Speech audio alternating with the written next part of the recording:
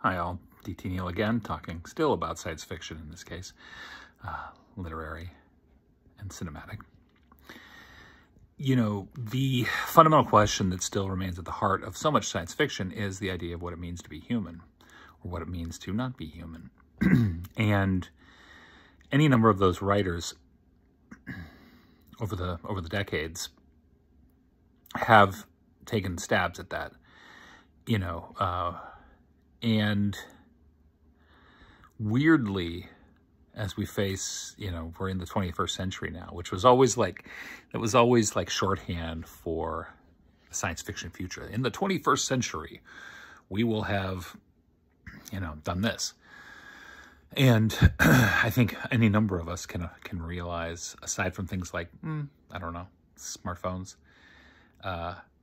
found that we are lacking in a lot of advancements that have been hoped for or dreamed of by science fiction writers in past decades.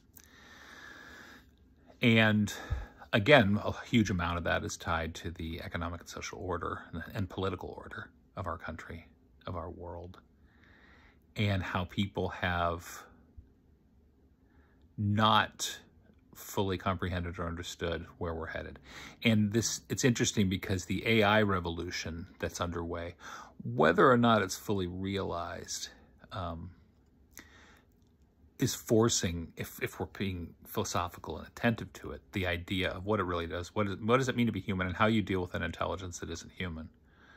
And then the old human response is, well, we enslave and destroy it.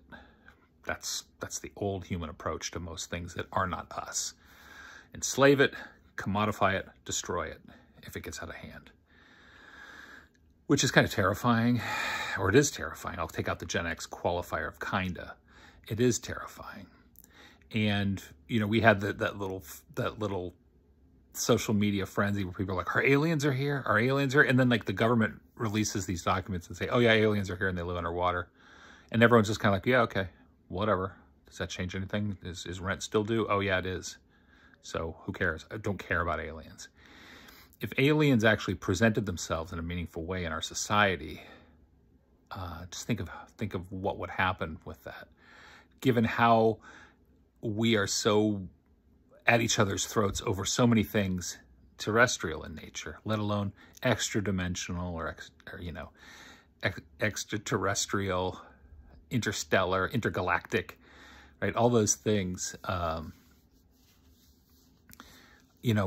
Any decent, intelligent, civilized alien race would look at Earth and go, ooh, let's not get involved with that. These guys are a mess. Which, again, going decades back to that sort of dewy-eyed view of the human spirit, that new frontier kind of vision of like mankind going out into space and conquering the stars, I look at it now and go, I don't know if we're going to make it. Or if we do, it's going to require a lift that is massive, massive. And the rise of disinformation and misinformation, manipulation of ignorance toward specific purposes, hostility to intelligence, hostility to reading and knowledge, the endarkenment, as some have called it. I think, like, I look at that and I feel like, oh man, those are real impediments to progress. Because that's really at the heart of it. Whether it's a warning or a hopeful affirmation, science fiction still deals with progress. Whether it's fear of particular ramifications of something or the opportunities that it might present for a broader understanding of the human condition. And I could list a whole bunch of writers that meant a lot to me in my formative years. But I feel like, you can find them. It's not hard. And if I name one, I'm going to be obligated to name a whole bunch because there are really good ones that really get under your skin and make you think, well, what does that mean?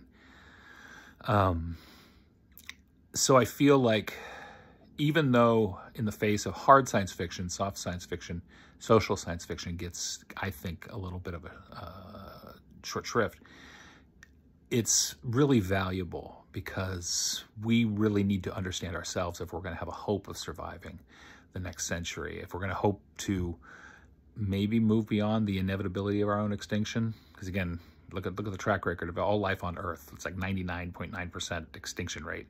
So we owe it to ourselves in an uncaring universe, which all signs seem to point to that, to embrace progressive technology that can help us move toward better places and faraway places, and just spread off of just this one habitat. We'll see, but meantime, there are so many writers of science fiction who have explored a lot of these ideas, and I think it's worth their time, worth your time, to see what they've done and where they've explored.